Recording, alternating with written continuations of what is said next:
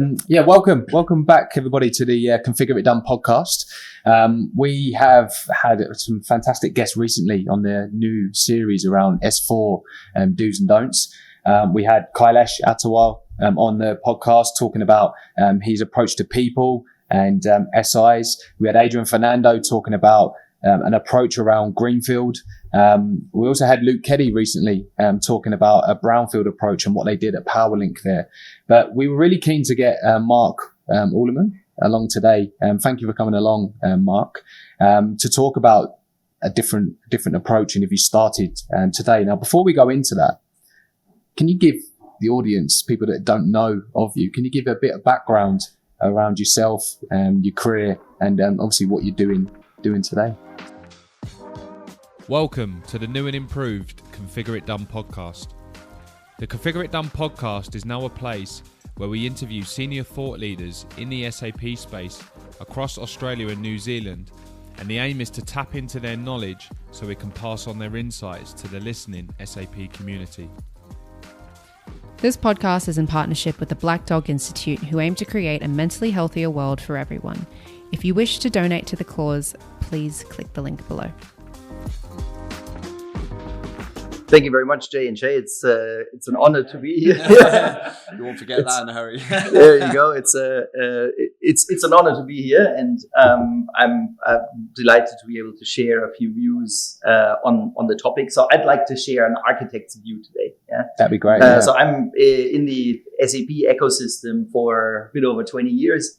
I spent 18 of those years with Accenture and recently moved to EY. And I usually, when I'm talking about my experience, I say that I probably have a non-traditional background in SAP because I actually entered SAP as a Java developer, wow. which is not necessarily what you might find. Not the tech arc or ABAP developers that have been only looking at programming very much in context of a business process.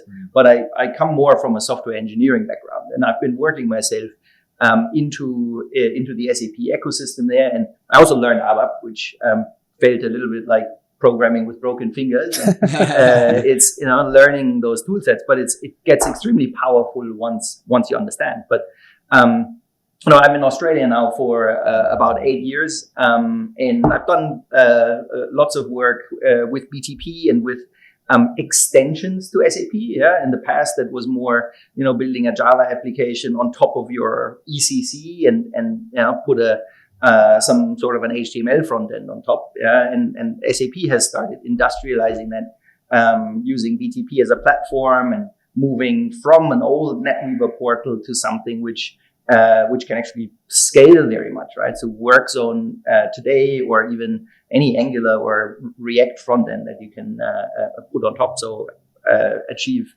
awesome user experience. And and I've been working a fair bit as well in solutioning in S4 upgrades, greenfield implementations, and brownfield implementations, and I'm keen to share a few insights. Perfect. And firstly, congratulations on the new role with EY. Thank you very much.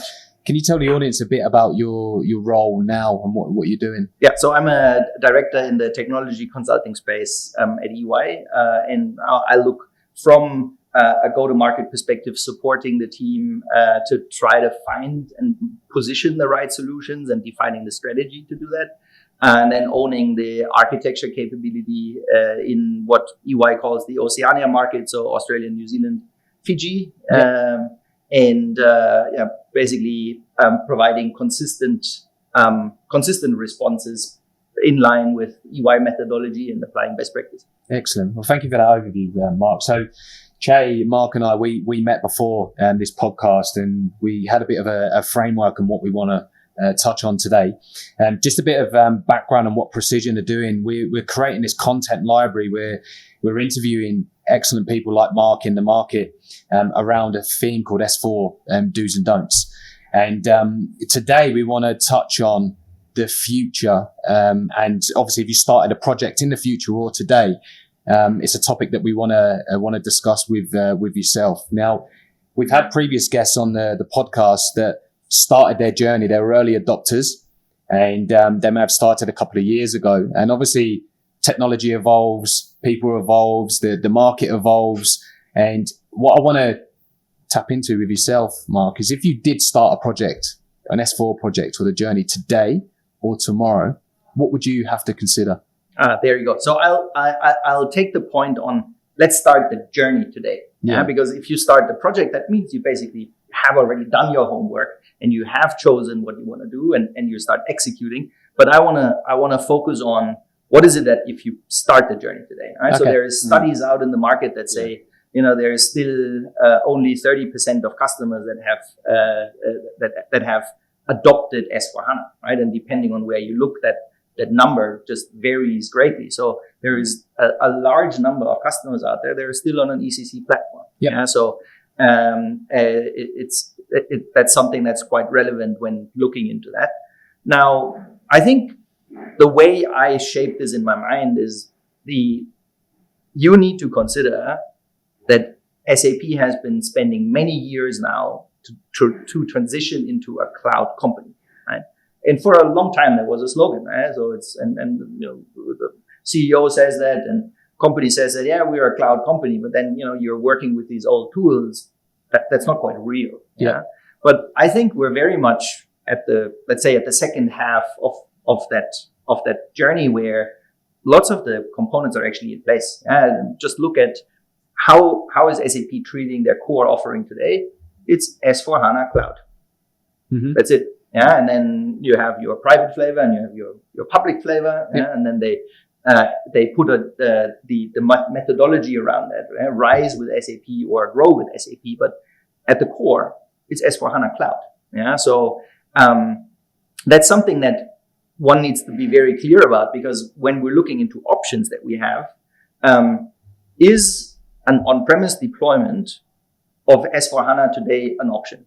Yeah, and on-premise is even running that on a hyperscaler. Yeah? So if you run it in the cloud, so for a long time in the consulting industry, we actually we were running a campaign that was the journey to cloud. Yeah? Take your existing SAP landscape, move that onto a hyperscaler. It gives you efficiencies, cost savings, and all of that. Yeah? And then allows you more agility. Does that actually work? Well, only if you adopt the methodology as well. But is that an option today? And I think the answer there is it depends. Yeah, if you have the licenses available for S/4HANA, then yes, yeah, you can choose that. But if you don't, that's not necessarily the case, right? Because you can buy S/4HANA Cloud. Yeah, so I think first of all, my advice to customers is make sure you check in with SAP and understand what your options are. Yeah, and from there, it's really the question on how much do you want to invest in order to adopt that cloud architecture or not. Yeah, and the second part that I look at there is, in the past you had the ability to actually take your current ECC system and just make an upgrade, right? And we've heard that on a previous podcast. Yeah. The only thing you really need to do is change your business partner, because there the data structure fundamentally evolves. Yeah, so you cannot run that. But other than that, the SAP allows you to use compatibility packs and use the same functionality in S4 than what you had in ECC. Because essentially that would be like upgrading. You've got the same system, so you're spending all this money, but you've got the same system. That's correct. So that's purely change in technology, and maybe change in how you run the system. Move it into the cloud can have some benefits, but from a user perspective, that doesn't, right?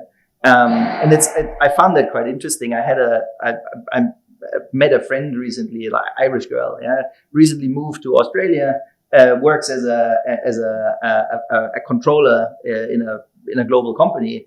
She runs finance reports. Her previous company was running ECC. Yeah. Her current company now runs S4. Okay. And then I was trying to tell her about the benefits of, hey, S4, you can do all these things. And he looks at me like, oh, it actually looks the same. And then, there was very much the point where I thought, okay, you could do this differently. Yeah.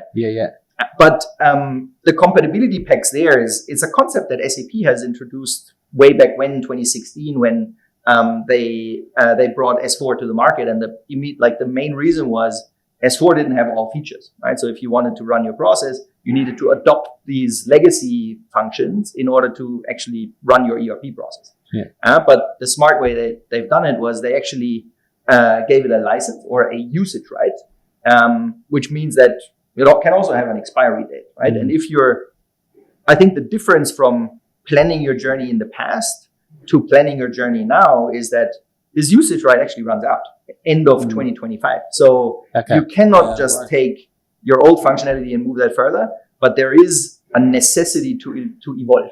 And that's a part that you need to, as a customer, very clearly understand, because there is no as is there, but you need to really understand the to be. Yeah. Okay. So if I'm a customer, I want to concentrate on the how. Like, how do you know how to change? Yeah. Yes. Yeah. And I think that's also a very interesting aspect, because there is many tools available that you can use. Yeah. So on, just taking your system today, SAP gives you a readiness report. You run that and it points you to, all right, here is some compatibility packs that you need to look at, or simplification items that you need to adopt. Is that Signavio? Is it? That's a readiness check, which is separate. But the other part, which I find highly interesting from an architecture point of view, is the way SAP has been broadening that capability over the last couple of years, right? So you mentioned Signavio. Signavio was actually acquired in 2021, which was announced together with the launch of RISE. Yeah, so that was beginning 2021. It was by that time we thought it's very much a marketing stunt. You don't see any impact really. Yeah, so it's just SAP needed some time in order to adopt. But if you look at it now, it actually is the foundation of what SAP now calls business transformation management. Yeah, and they have executed on that strategy quite consistently, with Signavio on the one hand allowing you to actually make your process diagnostics. Yeah, and depending on whether you really want to go into process mining, yeah, like first of all, start with, you can benchmark against SAP best practice, which is awesome capability, right? Out of the box, you can press a button and you can see there is actually some functional areas where I can immediately evolve, and you can make a business case on top of that, because it gives you numbers, yeah, which is something usually that a consultant needs to do for you, right? So make a benchmark of the process and tell you, hey, this is the potential you have to evolve. Right now, parts of that you can actually get by pressing a button, which I found it's a great capability to have. So something that customers are slowly adopting, but think lots of upside there. You can even go into full process mining if you want to go across the not only SAP but also non-SAP ecosystem. Whereas looking at LeanIX, for example, as another acquisition in that space, that's something which I found I actually found quite profound as a step. Yeah. Because as an architect working in the SAP system and SAP programs, you're faced with the situation quite often. You're asking, okay, so how many systems do we need to interface with? How many interfaces do we actually have? Right. So, or what version is the other side of the system? Right. So getting those inventories of, all right, so tell me, where do we sit? How does that evolve? And what do we need to consider? It's often you just get Excel sheets, and then they're not necessarily up to date, and you may in the middle of the project, it's oh, hey, here's a new interface register. Yeah. It's that's actually something that's extremely difficult to absorb. And looking at something like LeanIX to do application portfolio management and actually industrializing your architecture function, that's a whole different ballgame, right? I mean, is that something that is necessary for customers to adopt? I'd say no, it's not, right? It's a tool that allows you to really boost that capability, but you can also do that differently. Yeah? But the mere fact that you have that available and SAP just continues to build out best practice content in there, I find it's such a great ability for customers to leverage. Something that's certainly worth looking into. And then we've got the latest acquisition, which is WalkMe, right? Which is then goes into execution and adoption. Once you have built your process, once you went through your transformation, just make sure that whatever we intended is actually the case. And very fresh still, and it's something that SAP still needs to weave in. But overall, I think I find that capability of business transformation management very compelling. And that's a great tool for customers to actually look into when you start out planning that journey. Sure. So if you had to summarize on the support, if I'm a customer and I'm looking for, what support is out there, if you had to summarize your top 3 or 4 kind of go-tos, what would that be? I mean, first of all, obviously, choose the right partner. Is that a plug for EY? I think Signavio is a tool set that is definitely that should be front of mind. Not only for modeling the processes. Like in the past, we had Solution Manager, let's say a first attempt for SAP to go there, and now Signavio. But the analytics functions that it gives, they are really sophisticated and give access to lots of insights. So process insights, there is the product. That's something that I think everybody should be looking at. And we as consultants also leverage in order to shape a strategy. LeanIX is something that it will boost an enterprise architecture capability internally, but we've seen examples where it also works well without. But it's I think if you're integrating that well into your process, it can really increase visibility and gives you control, which is something that, in the past we didn't really have. And then WalkMe, obviously, for adoption, it's Enable now has been the default for SAP programs for a while, and it's slowly going to shift. I mean, it's not mandatory. There's other ways to do that. But I think certainly something that as a package makes a lot of sense.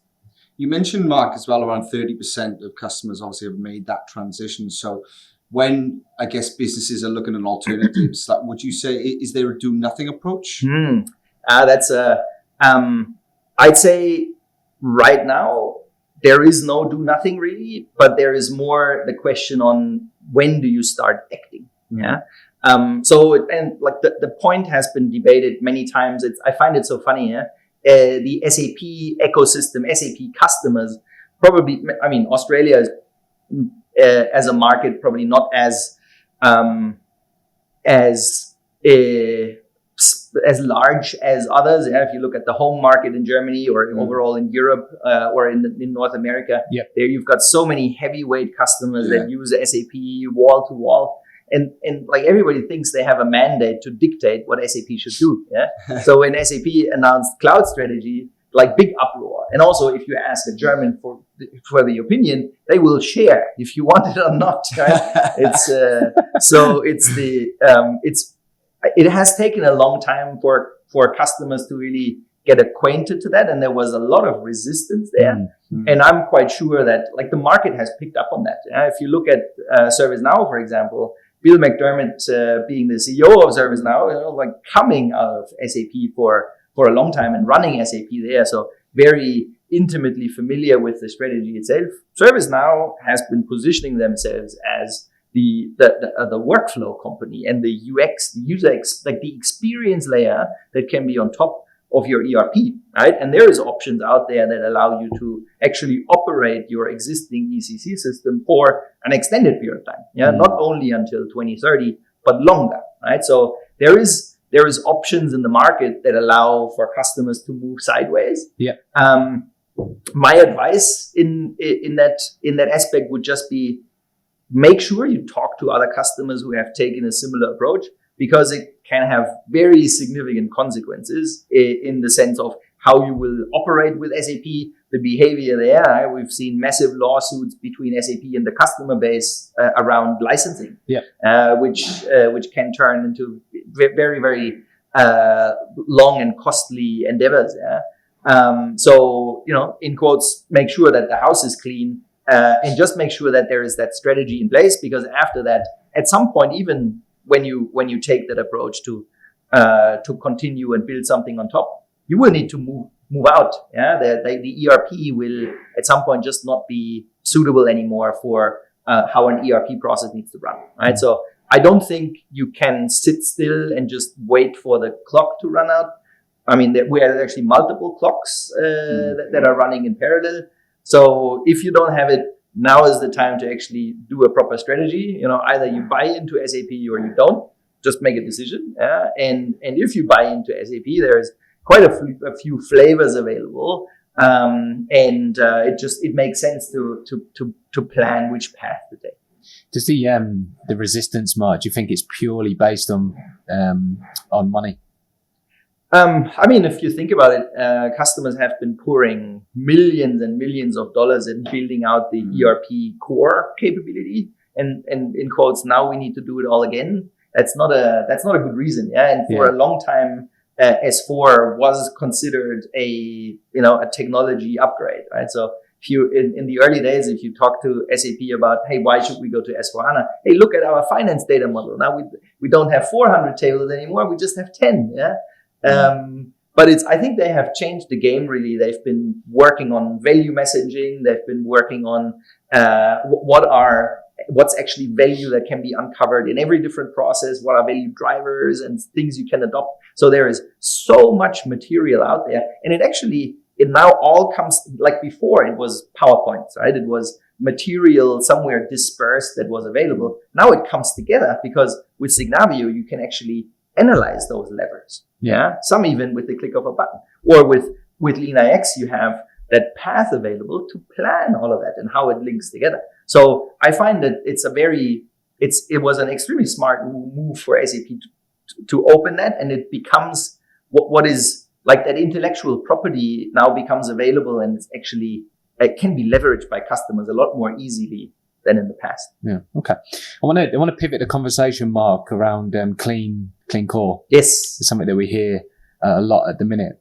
First of all, can you tell us about the history of clean core, and then discuss some insights around clean core? Yes, and it's, I think, quite nicely links to just make sure you know the path to take. Yeah, and clean core is something you hear everywhere. Yeah. Like initially brought out by Björn Görke in a tech ed conference in 2018. Yeah, where there was like more that mantra, right? We need to keep the core clean, but it wasn't really understood what that actually means. Yeah. And it's like I've been in client conversations where the perception was, okay, so you offering clean core means there is no development that's happening in S4HANA anymore, but everything in BTP. Yeah, but that's that doesn't work, right? I mean, BTP is an awesome platform, but there is a limit to what makes sense to do there. Yeah. I think in the past 6 years, SAP has also invested a lot into detailing that out. And there is great material out there. There is clean core guides. There is whole trainings, not only to partners, but also to clients available on what that means. And what I really like is SAP has started to separate that into the different aspects, right? So what does clean core mean for extensibility? What does it mean for integration? What does it mean for data, for your business process, as well as for your operations? Right? I mean, obviously, like behind each of them, you can actually write a product. Yeah. Mm-hmm. So, if you want to do this, go to product A or to product B. Yeah. But I find it really helpful as a guardrail to say, these are the considerations that you need to take into account across all of those dimensions, and then plan it out. Yeah. And each of the products have been maturing over time as well. That the BTP platform, you can do a lot more things, including running ABAP in the cloud.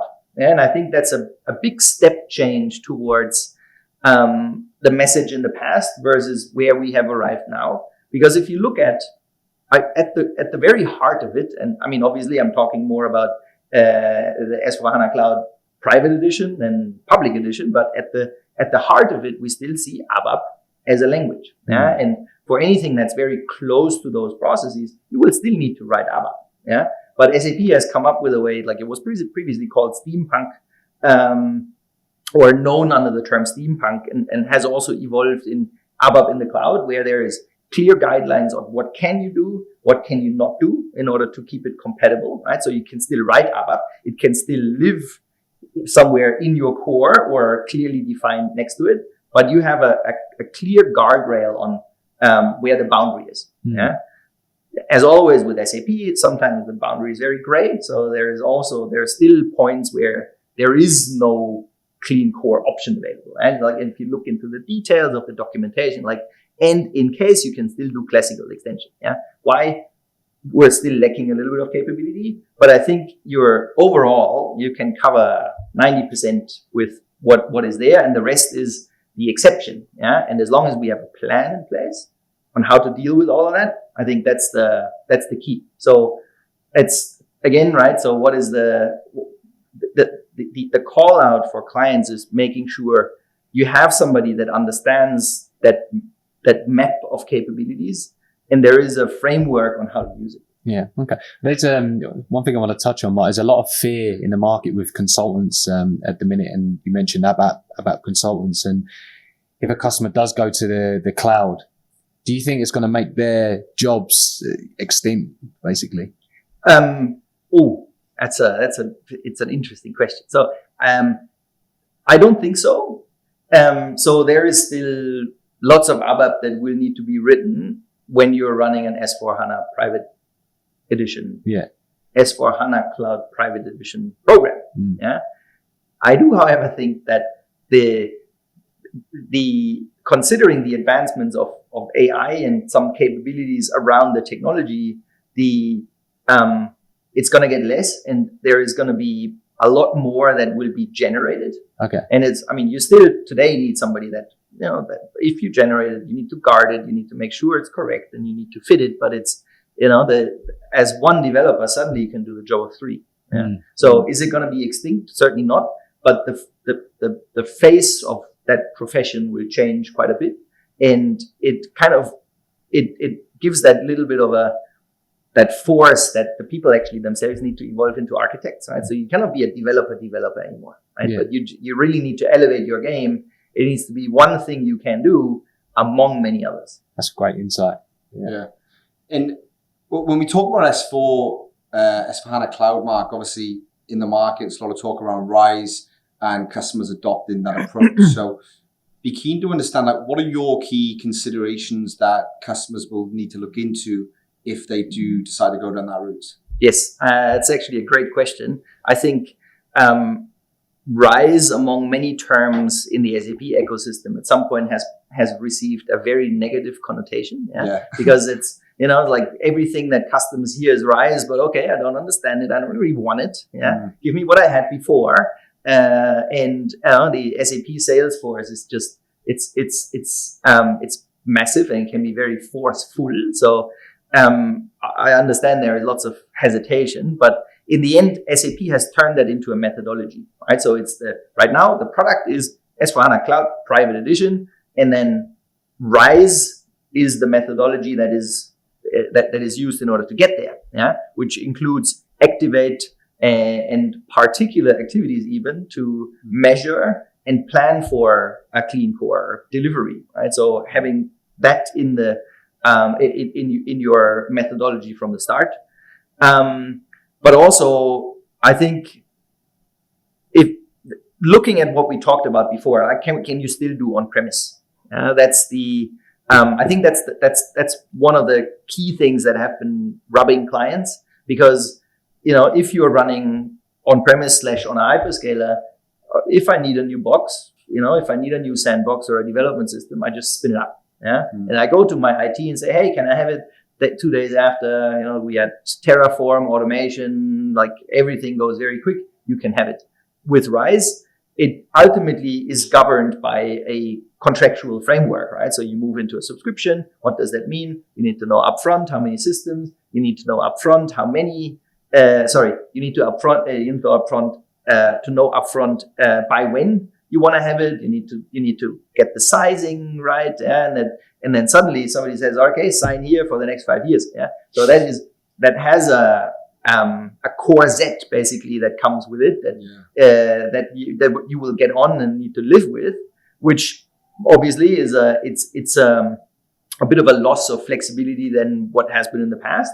But the way you can counter that as a customer is just making sure that you know your journey, and making sure you have your sizing right. You do your, in quotes, your homework, and make estimations on how it can change. Yeah, work with SAP and with your partner in order to define the strategy on, okay, by when can we ramp?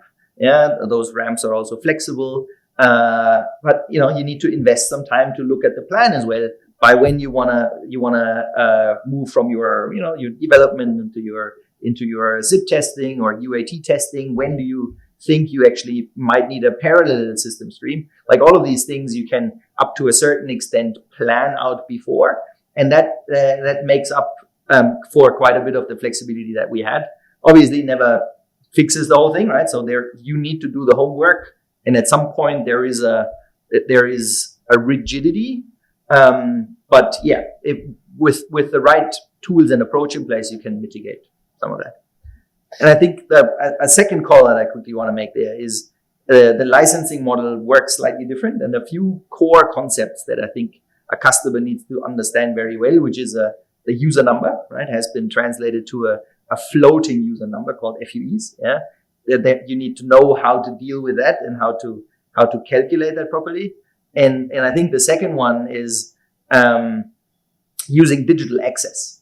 Right, it's a license component. SAP has introduced that a couple of years back, I think, to reflect the situation that customers have been using their ERP as a backbone, and then had put a different application on top of that, and then you had one connection to the system and one user that you paid for. But then you had thousands of users actually using the external application, which obviously is still leveraging the capabilities of your core, but then in quotes, not necessarily paying for that. Yeah, with a licensing model around digital access, it basically treats the system in that way and licenses to say, we are looking at the amount of documents that are created.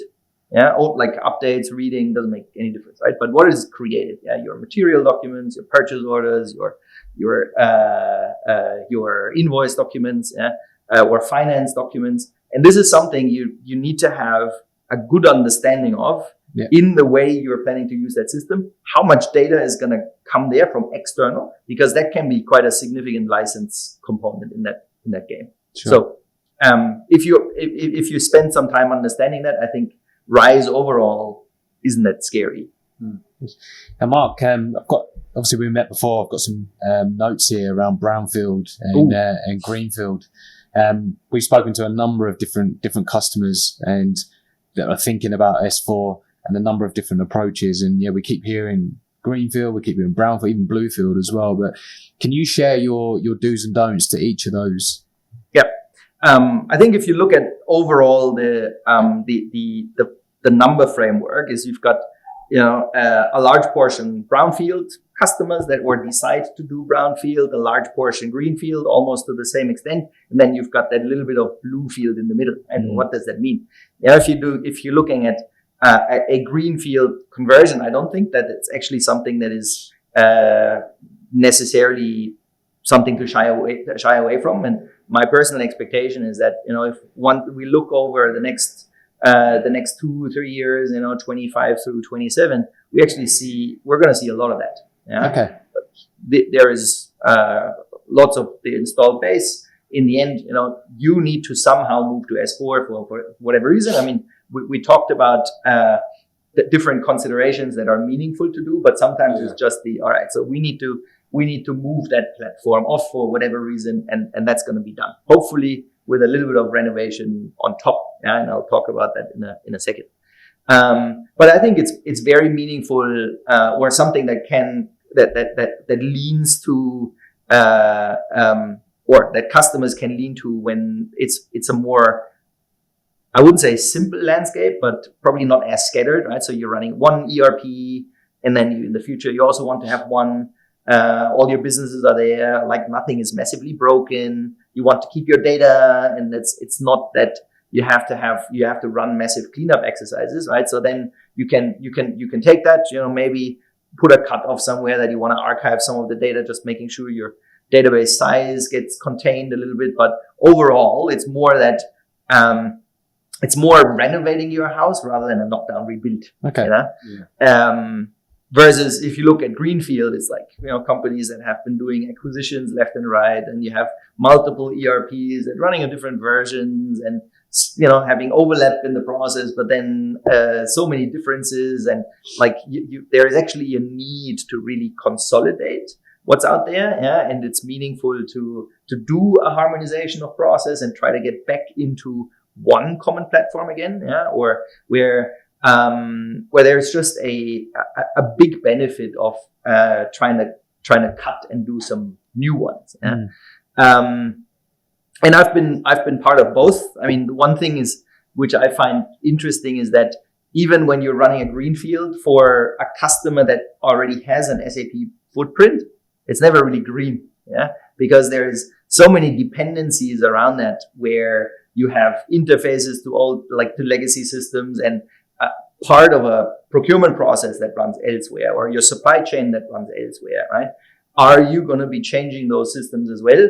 Like, if the answer is no, then you have a dependency, right? You still need to feed them with the same data, and somehow you need to produce that data, and you might have actually custom built some of that, right? So that directly translates to, okay, you need to keep that stuff, you cannot break it, and there is limited opportunity to renovate.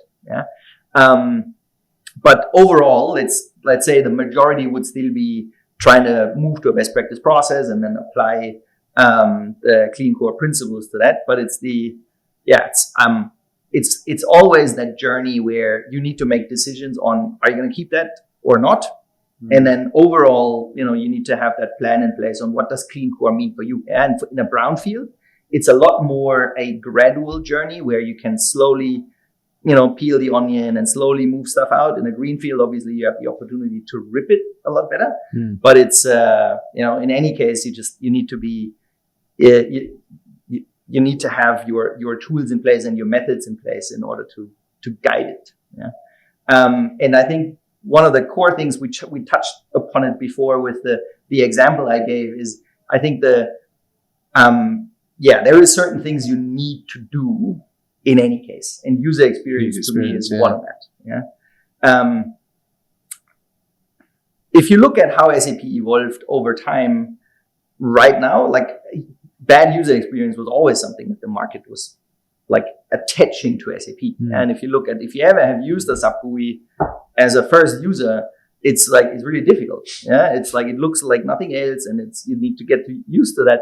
But it's what I find is that when you have users that use it for 10, 20 years, they get so quick. It's like mainframe applications. They can use this interface blindly, and people get super quick with that. So taking that away is actually sometimes a big impact, right? So this is where change management comes into play. You need to make sure there is transition. But then on the other hand, SAP is just putting so much effort in evolving the user experience over time, and has moved to Fiori as a design language, that it's like, for anybody that is looking at a transformation, like, my big recommendation is just make sure you see it, because I think the biggest handicap that you can have when looking at a brownfield transformation is just take whatever's there and then, do your mandatory renovations, but then keep it as it is. That means you still use sub GUI as your entry point. And that, like, so many innovations, or most innovations actually, are in the Fiori user interface. And the capabilities today to, as like a landing page for I'll take the procurement officer again as an example. So you have your landing page, and it's not just the names of the applications you can call, create a purchase order or create a purchase requisition or whatnot. You get a whole dashboard. You can mix KPIs, key KPIs, how much is still available in a certain contract, right? Moving into spend analytics, or how many POs have you been creating over whatever, or dashboards of open POs that require approval, or you can really engineer that to the job, and making that a lot more appealing and a lot more productive. But you can only do that when you start adopting some of the newer technology, right? And even with brownfield, you have those options, right? It's a bit more gradual, but that's something where I think it's a big benefit. And in an S4 program, if you don't have UX as one of the streams, I think that's a mistake. What would you say to those business users that don't like change, and obviously it's great if you go into change, but some people just they're afraid of it, they don't want it. But what would your message be? Oh yeah, that's a really difficult one. I think it's don't be afraid. Because it's the world is changing. There's nothing you can do about that. Yeah, and I think it will be effort that people need to invest in order to adopt something else. And I mean, I just went through that. Yeah, I spent 18 years with Accenture. I knew all the tools. I know the process. I know the network, and it's like you can do your job easier. I mean, I made the decision for myself to make a transition, and I forced myself to learn. But that gives a great opportunity to change perspective, as well as to personally and professionally evolve. Yeah? And that, like, for the person that is executing one transaction for all their life, that might not be the desire. Yeah, but up to a certain extent, I find that in our modern society today, if you don't move, at some point you will become obsolete. And I think this takes us quite nicely onto the next topic, but you said the world changing. Looking into the world of AI and BTP, obviously Jay and I, meet a lot of different clients and the market. There's a lot of buzzword around AI. What does the future look like? How does the SAP approach that? Obviously BTP we touched on as well. Can you share some insights around AI and BTP? Yeah, I think it wouldn't be complete not talking about those topics, I guess. Yeah. I think let's separate BTP and AI for a second. I think overall BTP as a platform has been maturing so much. I mean, I think one of the things that is always, if you're in the SAP ecosystem, is always terrible for customers as well as for consultants. SAP tends to use the same name for so many different things, which makes it extremely difficult to navigate, right? So if we talk about BTP, like, what is it exactly, right? Is it application development? Is it integration? Is it automation? Is it data? Yeah, and so many different flavors, which obviously is something that you need to, as a company, understand and just make sure that you really you know what is where, and you know what capabilities are actually useful for you. Yeah. But I find it has been maturing significantly, and is something that is really to be considered by customers. And I think you also see that in requests that come in for the skill set. My call out there is just, don't call it BTP, but just make sure you know a bit more differentiated. What is it that you're actually after? And the other part is AI. Yeah, it's like, if you look at it in the context of what SAP, the way SAP understands it is business AI, which is it's a great concept. Yeah, and it very much leans to SAP owns business data. Yeah, so that's the reason why you put it on top. You can achieve business AI as such. Yeah, but that's the, in your process, HR, success factors, write in your job description. Now you have that inbuilt button that will generate that for you, like awesome capability. Yeah, or other areas where it's woven into the process in the background. What does that mean for us as consultants? Like, okay, I need to be able to tell you about it, right? It makes SAP as a platform more valuable.